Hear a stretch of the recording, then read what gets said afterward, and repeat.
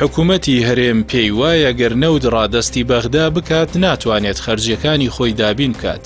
بەڵام شارەزایەکی بواری ئابووری پێی وایە ڕێکەوتن لەسەر دۆسەی نەوت و ڕادەستکردنی بە حکوومەتی عێراقی لە بەرژەوەندی خەڵکی هەرێمی کوردستانە. هاوکات گروپێکیش لە هەردوو لا هەیە بۆ ئەوەی نەگەنە ڕێکەوتن. قسەتان بۆ بکەین دەربارەی سەردانەکەمان بۆ بەغدا. قوبات تاڵەبانی جێگری سەرۆگوەزیران و سەرۆکیشاندی دانوستانی هەرێم بۆ بەغدا لە دیدارێکی ڕۆژنامەوانیدا لەگەڵ ناوەندی هەواڵی نیشتیمانی ڕەتی دەکاتەوە هەرێمی کوردستان کۆی دۆسەی نەوت ڕادەستی بەغدا بکاو. پێیوا بوو کە نەوت سەرچاوەی سەرەکی داهاتی هەرێمی کوردستانە. لەو ڕێگەیەشەوە پارەی زۆربەی خەرجەکانی هەرێم دابین دەکرێت. ئەگەر ئەو سەرچاوەیەمان نەمێنێت هیچ گەرانتیەک بۆ دابینکردنی خەرجیەکانمان نامێنێت. هەروەها ناشتوانین ئەو قەرزانە بدەینەوە کە کەوتووەتە سەرشانی حکوومەتی هەرێمی کوردستان. لەبارەی داواکاری وەزیری نەوتی عێراقی بە بەستنەوەی سەرجەم دۆسەی نەوتی هەرێم بە کۆمپانیای سۆمۆوە جێگری سەرۆکی حکوومەتی هەرێم وتی ئەو داواکاریە پێچەوانی دەستوری عێراقە. گفتوگۆیەکمان هەبووە لەگەڵ حکوومەتی فەدرالی لەسەر جێبەجێکردن. لە بەرامبەر ئەم بۆچوونەدا دکتۆر عیزە سابیر شارەزای بواری ئابووری پێی وایە کە بەپێی راپۆرتەکانی کۆمپانیای دیلۆیت کە ئامارەکانی نەوتی هەرێم بڵاو دەکاتەوە ڕادەستکردنی نەوت تەواو لە بەرژەوەندی هەرێمی کوردستانە. لە 2020شە 30% داهاتی نەوت بۆ خەڵکی کوردستان بوو. تەوەقوعەکەم بۆ 21ش هەروە بێ.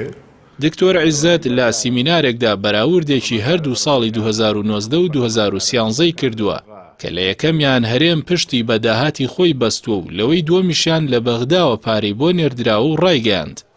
لە 2019دا هەرێم بە داهاتی نەوت و نانەوتی و ئەوەی لە بەغداوە هاتووە 15 ملیار دۆلاری دەستکەوتووە. بەڵام 9 موچە بە لێبڕینەوە دراوەتە فەرمانبەران. لە بەرامبەردا 2013 کە 14 ملیار دۆلار لە بەغداوە بۆ هەرێم هاتووە، بەڵام لەبەر ئەوەی هەموو بۆ خەڵک بووە 12 موچە بە تەواوی دراوە و هەزاران پرۆژەش جێبەجێ کراون و خۆشترین ساڵی ژیان و پێشکەوتنی هەرێمی کوردستان بوو. سەبارەت بە ئاماری نەوتی 2019 لەلایەن دیلۆتەوە ئەو پسپۆڕی بواری ئابووری ڕایگەاند لەو ساڵەدا هەرێمی کوردستان 171 ملیۆن بەرمیل نەوتی بەرهەم هێناوە کە 160 ملیۆنی بە نرخی 53 دۆلار بۆ هەر بەرمیلێک هەناردە کردووە و 11 ملیۆنیشی بۆ بەکارهێنانی ناوخۆیی بووە و داهاتەکەی 8 ملیار و 500 ملیۆن دۆلار بووە. بەڵام لەو بڕە تەنیا 2.5 ملیاری بۆ خەڵک ماوەتەوە کە دەکاتە تەنیا لە سەدا 30 ئەو داهاتی لە نەوت دەستی دەکەوێت و لە سەدا 70 بۆ کۆمپانیاکان و دانەوەی قەرزی کۆمپانیاکان ڕۆیشتووە. لە بەرامبەر نەگەیشتنە ڕێکەوتنی هەردوو لاش هۆشیار عەبدوڵڵاندامی پەرلەمانی عێراق بڕوای وایە ڕێکەوتنێکی ژێربەژێر هەیە لە نێوان گروپێک لە هەرێم و گروپێک لە بەغدا. هەردوو لایەن ڕێکەوتنیان هەیە لەسەر ئەوەی نەهێڵن بگەنە ڕێکەوتن. نەگەیشتنە ئەنجامی هەردوو لاش بۆ ئەو گروپە دەگێڕێتەوە. ئەو پەرلەمانتارە دەڵێت ئەم دوو گروپە لە ڕاگەاندن هێرش دەکەنە سەر یەکتری لە ژێریشەوە هاوڕان دۆخەکە وەک خۆی بهێڵنەوە.